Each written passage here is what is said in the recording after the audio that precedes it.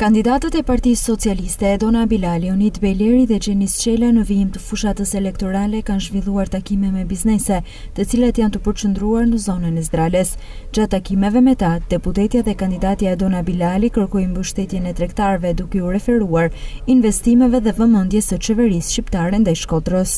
Kena nevojë për mbështetje. Patjetër. Këtë herë PS-ja është në Shkodër është kryefjalë për nga rëndësia për me vazhdu ritmin e investimeve.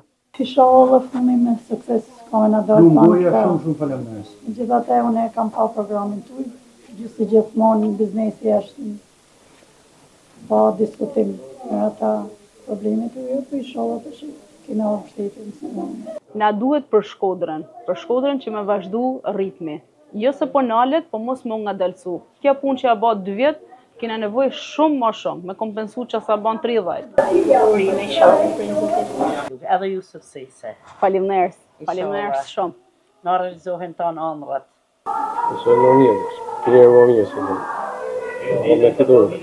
Në 11 maj, Shkodra dhe Shqipëria do t'i drejtohet kutive të votimit, ndërkohë që kandidatët e Partisë Socialiste gjatë takimeve të përditshme me banorët e Shkodrës ka një ftesë të hapur për të mbështetur numrin 5 në fletën e votimit, që sjell më shumë vëmendje dhe vijimësi të transformimit të Shkodrës.